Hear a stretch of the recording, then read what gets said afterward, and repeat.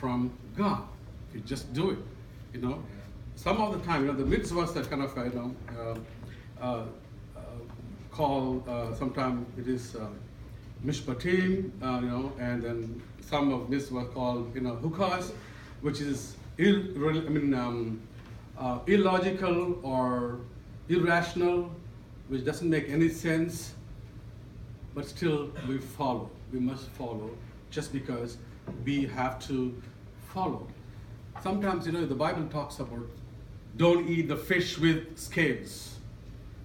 Without scales. I'm sorry.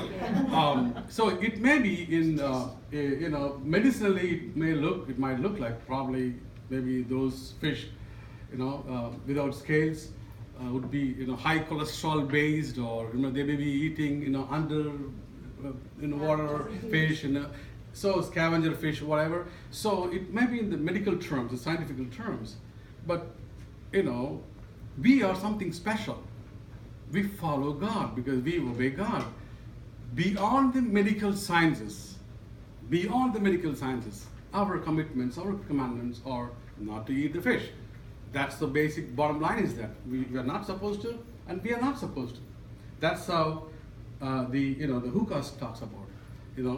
It may make sense, or it may logic, or it may not make sense. We follow it because God commanded us. Let us think about this one. Moses was asked to go and speak to the rock. When the people are all called and they were complaining to Moses, give the water. They want the water. They were not getting the water. Now Moses go to God, and God told him, Moses, go and take the staff and go and speak to the rock. Think that if Moses wanted to speak to the rock, why God told him to take the staff? Why didn't you go and speak it to the rock? But he told him to take the staff, go to the rock, and speak. Something different. So it doesn't make any sense. Like if you want to talk, you don't need a staff. You can go.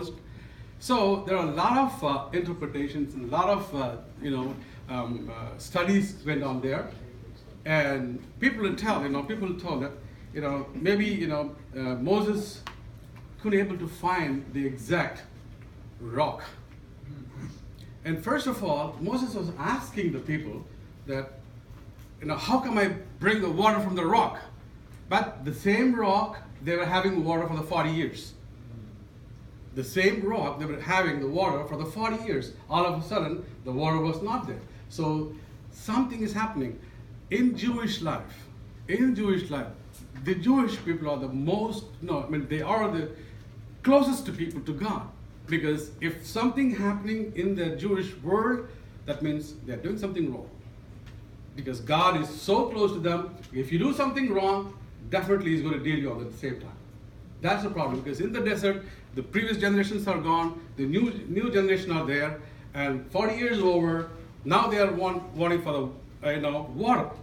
Here Moses, with the staff, he is supposed to speak to the staff. He's not supposed to beat the rock. Now, Moses could be able to find the rock. This is one of the interpretations. Like it could probably the boulder, or it moved from the place. It went and moved us, stood along with all the other rocks, so he could be able to find or something like that. But however, Moses beat the rock one time. Probably some little water came. Second time, more water came. So the water came.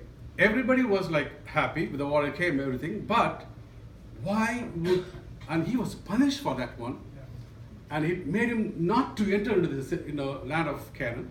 So it's a big punishment for them. Why God should do this one to him? What is the problem? Why God would say, if you want to go and speak to the rock, go and speak to the rock? Why He asked him to take the staff? Because the staff is important. The situation there was, the new generation is there. God wants the new generation to watch what's going to happen. The staff is important. Could be the Aaron's staff or the staff made of stone. I don't know what was it. But the intention, the idea was, God wants to exhibit Himself In the new generation should know, regardless, meaningful, logical, illogical, they should see it, and they should see this is the God of Jehovah, the God of Jehovah, the God of Jewish people. He won't express that one, but Moses didn't do that. He missed that opportunity. He went and built the rock. That's the problem with him. You know, there are in the Bibles, hukas means it makes sense or may not sense. We are supposed to teach our kids from the beginning to the children, the new generation, to make them learn, understand, you know, this is how it has been worked out. We have the biggest commitment, we have the biggest, responsibility that we are supposed to do. That's the main point of that when we talk about the hukas, which is irrational or logical sense or illogical sense, but we must do because we are chosen people of God. We are the God's special people. We have the biggest responsibility of what God's mission is, and that's what we have to do. You know, and one thing I want to conclude on this one, in a house, there's some orders. God, husband or father, mother, and the children. This is the order of the family. If anything is rearranged or messed up there, that will collapse. That is the problem happening nowadays because kids are controlling the home. Yeah. It's supposed to happen. It's not supposed to happen. This is what should have been done from the beginning itself. We should have taught them whether it makes sense or no sense. They are supposed to follow God's command because we are chosen people. We are the God people. We are the godly people. That's what the hukas talk about. Thank you so much.